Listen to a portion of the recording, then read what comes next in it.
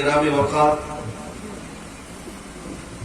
میں حالات کے تناظر میں میری امیج اور میرے متعلق جیسے آپ سب کو پتا ہے، ہم تو یہ جانتے ہیں عرس جس کا بھی ہو بات رسول پاک کی ہی کی جاتی ہے، کیونکہ جو کچھ بھی ملا ہے اسی دربار سے ملا ہے۔ کوئی سراج بنے، کوئی مصباح بنے، کوئی تاج بنے، کوئی آلہ بنے، یہ ساری چیزیں قدم رسول کی برکت سے بنتی ہیں۔ نبی سے ہو جو بیگانہ اسے دل سے جدا کر دے، پدر مادر برادر جان و مال ان پر فدا کر دے۔ عزیزان گرامی وقار، ہمارا زندگی کا مقصد یہ ہے، اپنا سب کچھ گنبد خضرا کل بھی تھا اور آج بھی ہے، میرے نبی سے میرا رشتہ کل بھی تھا اور آج بھی ہے۔ اور پھر ہم یہ بھی کہتے ہیں دنیا کو، ہم مسلمانوں کو مرا ہوا مت سمجھنا۔ یہ اور بات ہے کہ گناہوں میں مبتلا ہو گئے، بدعمل ہو گئے، کچھ راستہ بھٹکے ہوئے ہیں، لیکن ابھی تک الحمدللہ غدار کوئی ہوا نہیں ہے۔ ایک آدھ اگر ہوا ہوگا تو ناجائز اولاد ہوگا، اس کا ہماری جماعت سے کوئی تعلق نہیں ہوگا، لیکن جس کی ماں اپنے دامن کو پاک رکھی ہوگی اور جس کا باپ حلال طریقے سے دنیا میں رہتا ہوگا، حلال ماں اور حلال باپ سے پیدا ہونے والا بیٹا گنہگار تو ہو سکتا ہے مگر اپنے نبی کا غدار نہیں ہوگا۔ اسی لیے ہم دنیا کو یہ میسج دیتے ہیں، بتلا دو گستاخ نبی کو غیرت سنی زندہ ہے۔ تم کیا سمجھتے ہو مر گئے مسلمان؟ بتلا دو گستاخ نبی کو غیرت سنی زندہ ہے، ان کے نام پہ مر مٹنے کا جذبہ کل بھی تھا اور آج بھی ہے۔ الحمدللہ میں دیکھ رہا ہوں ہندوستان کے ہر خطے سے یہ آواز آتی ہے، ہر علاقے سے ابھی آواز اٹھنے لگی ہے۔ میں اس میں اپنے متعلق نہیں کہہ رہا ہوں، نام مصطفیٰ صلی اللہ تعالیٰ علیہ وسلم میں اثر ہی ایسا ہے کہ دنیا نے جب جب اس نام کو چھیڑنے کی کوشش کی ہے، امت کے بکھرے ہوئے ٹکڑے واپس پھر متحد ہو جاتے ہیں۔ سب اگر آج بھی جمع ہوتے ہیں تو نام محمد پر جمع ہوتے ہیں۔ یوں ہی نہیں کہا تھا اقبال نے، یہ فاقہ کش موت سے ڈرتا نہیں ذرا، روح محمدی اس کے بدن سے نکال گئے۔ کیوں کہا تھا؟ میں آپ کو بتاؤں کہ انگریز سارا اس بات پر پریشان ہے، یہودی لابیاں اس بات پر پریشان ہے کہ ان کے بغداد کو 5 سے 7 مرتبہ توڑ کر برباد کر دیا گیا۔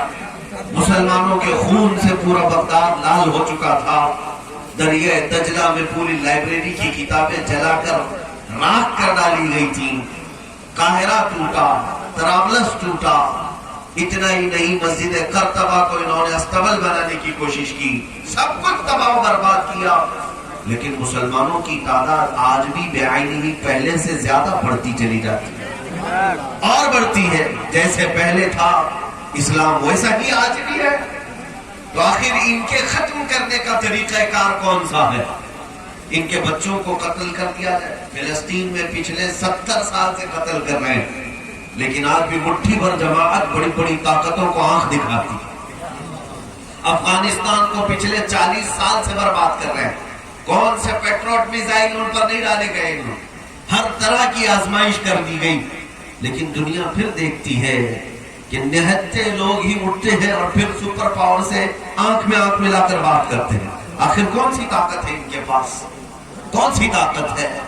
شام کو توڑ کر تباہ کر دیا گیا، یمن کے ہر گھر کو جلایا گیا، لیکن کیا اسلام ختم ہو گیا؟ ہندوستان میں آئے، گجرات میں قتل عام اتنا ہوا تھا، ماؤں کے پیٹ سے بچے نکال کر جلائے گئے تھے، گھر میں اندر مقید کر کے پیٹرول اور ڈیزل ڈال کر گھر جلا دیے گئے۔ یہ ظالم ہمیشہ یہ سوچتے ہیں کہ چند بچوں کو، جوانوں کو، عورتوں کو قتل کر دینے سے اسلام ختم ہو جائے گا۔ اسلام کی فطرت میں قدرت نے وہ لچک دی ہے، جتنا ہی دباؤ گی اتنا ہی وہ ابھرے گا۔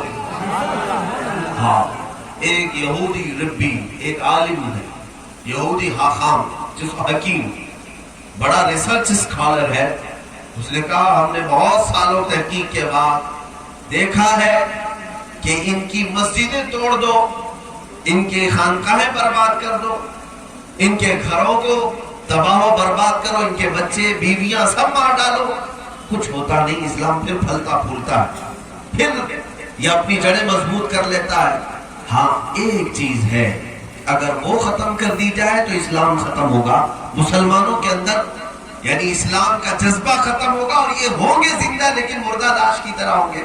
بہت بڑا ریسرچ اسکالر ہے یہودی، وہ لکھتا ہے کہ ان کے دلوں سے عشق محمد ہٹا دو، روح محمدی نکالو ان کے دلوں سے، تب پھر یہ زندہ چلتی پھرتی لاشیں ہوں گی، یہ کسی سے آنکھ ملا کر بات نہیں کر سکے گی. آج سمجھتے ہو میرے عزیزوں، پوری دنیا اسی بات کا زور لگائی ہوئی ہے کہ سینوں سے جو عشق مصطفیٰ کی تمہارے اندر شمع روشن ہے اسے بجھا دیا جائے، ختم کر دیا جائے. باقی یہ تمہاری کس بات کے دشمن ہیں؟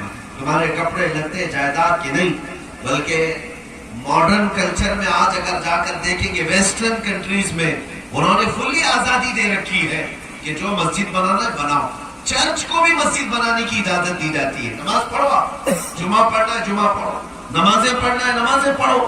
لیکن امریکہ، یورپ اور پورے ویسٹرن کو اگر خطرہ کسی جماعت سے ہے تو اس جماعت سے جو نظام مصطفیٰ کی بات کرتی ہے، بس وہ جماعت زندہ نہیں ہونا چاہیے. باقی سارے سجدہ کرنے والے رہیں، تبلیغ کرنے والے لوگ رہیں، اعمال کی بات کرنے والے لوگ رہیں، اس سے کچھ خطرہ نہیں ہے.